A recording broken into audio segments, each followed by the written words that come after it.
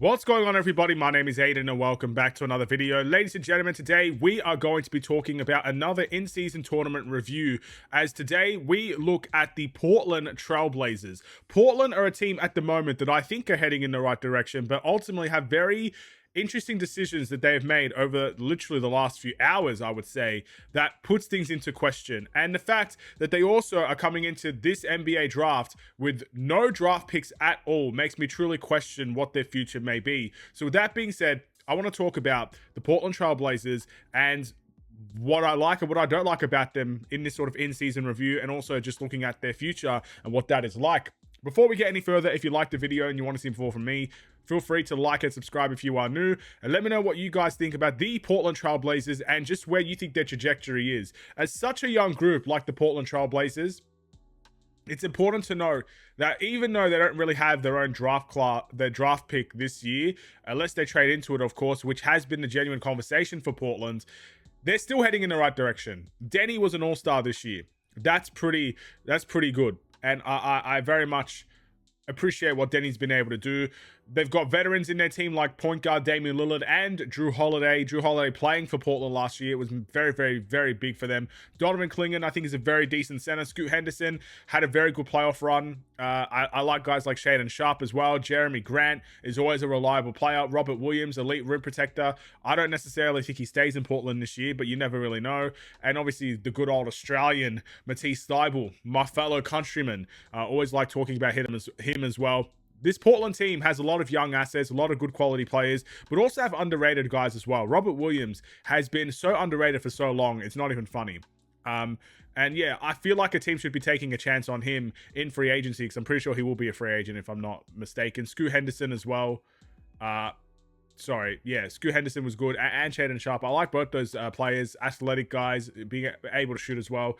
Decent stuff. So they got the right players, right? They're young enough to grow. They've got the veterans that can help teach them. And of course, when Damian Lillard comes into the fray, I don't necessarily know what's going to happen with Damian Lillard in terms of starting or coming off the bench for that team, whatever the case may be, because it is Damian Lillard, but it's also an aging Damian Lillard that might be looking to be more of a leader off of the bench. You never know. You never know. You don't know what role Damian Lillard will play. It might just be whatever happens when he comes back, sort of thing. You know what I mean? But anyway, besides the point, their season this year was good. They started the season in absolute chaos. Chauncey Billups getting arrested, basically kicked out of the team as far as I'm aware as of now. And yeah, all of those situations, right? In comes Thiago Splitter. This team starts off the season just in chaos.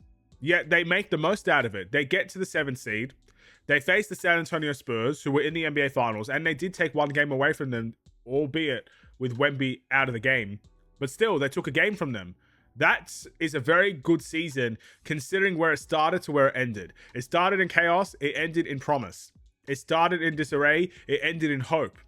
It started in almost a non-belief, and now it ends in this team could be one of the teams to watch for the next few years. That's the turning of the tide for the Portland TrailBlazers. In one single season, there is from non-belief to belief with that team. That's why it's important to talk about their in-season review right now, but their future has been put into question. For starters, Thiago Splitter was the coach that helped drag that team into the playoffs. Of course, you don't always put everything on the coach, but the coach helps. He brought stability into a chaos environment.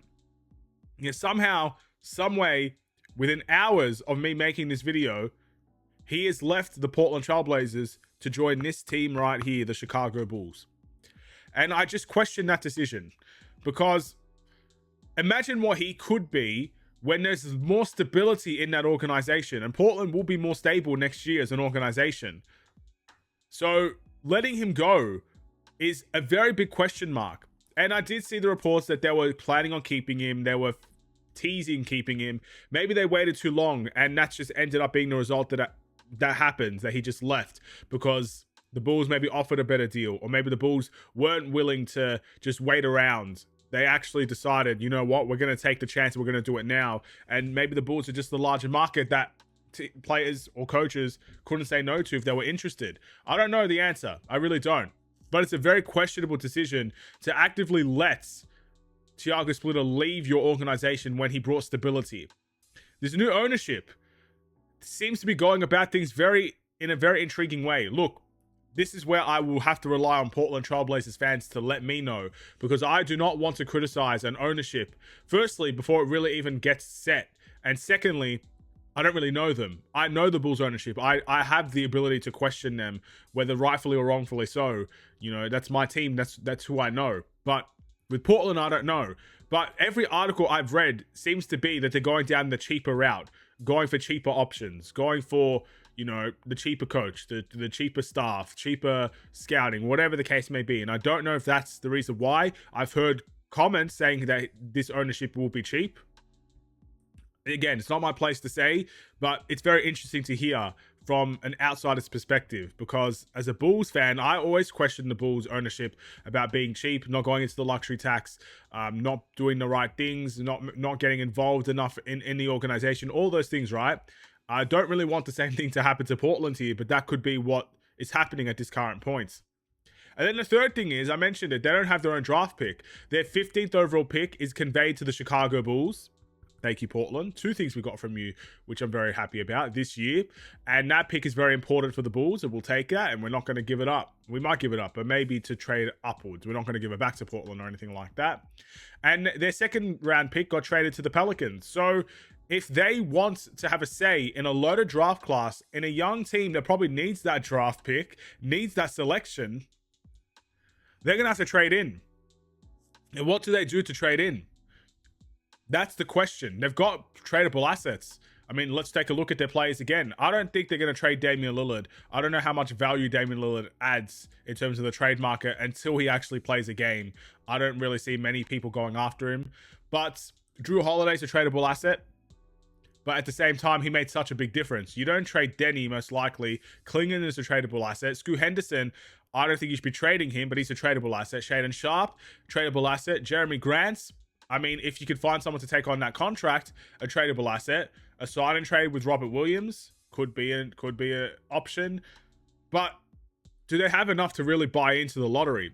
Because I've seen videos and I've seen things about Portland saying that they want to trade into the top 4. I don't know which team in the top 4 will be taking any of their players to take their pick away from them. Don't think the Wizards do it. They're not going to take Denny back, for example. Utah, don't think Utah do it. Don't think Utah really want any of their players. The Bulls, we already know as a fact that the only way they trade their 4th overall pick is to trade upwards. So that takes the Bulls out. Is Memphis the team? Memphis would be foolish to do that as well, considering they're looking to trade Ja Morant. They don't need a ready now guy like a Drew Holiday, for example. So I don't really know which team in the top 4 could be interested. I think their best bet is late lottery to just outside the lottery. I think that's their best bet to buy into this NBA draft. And to be fair, since they are the 7th seed and they have more than likely a chance to grow even further next season, they might not need that top 4 pick. Look, it's obviously very valuable to have, and they would rather have it than not. But I think it's just a solid guy, a solid rotational piece for Portland could be enough to take them even further than where they are this year.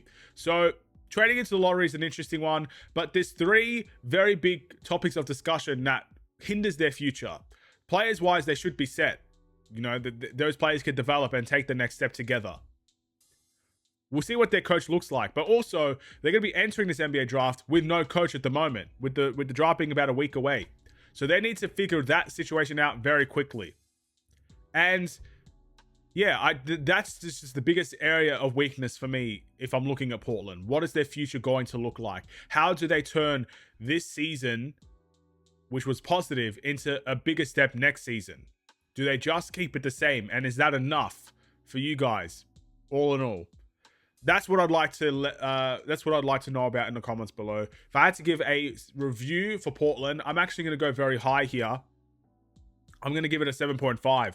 out of 10. I think their season was that good. Again, considering all the chaos that took place at the beginning of the season, considering the fact that it's one of the younger teams in the NBA playoffs and they took a game away from the Spurs, considering the fact that we don't know what next season will look like for them, I think you got to take the highs when they come, and Portland's highs this season were too good to ignore. A 7.5 out of 10 for me. I didn't expect much from Portland. I expected it to be the bottom of the barrel once again this year, but they proved a lot of people wrong. They're young, they're competitive, they fight. Every game is close and entertaining. You're a Portland fan. I know the future doesn't look incredible with picks. Again, gonna have to try and buy in there. But the players that you have is something that you can lean on to for the next few seasons. Thank you for watching. I'll see you guys in the next one. Stay safe, stay healthy, and stay tuned for more. Take care, and peace.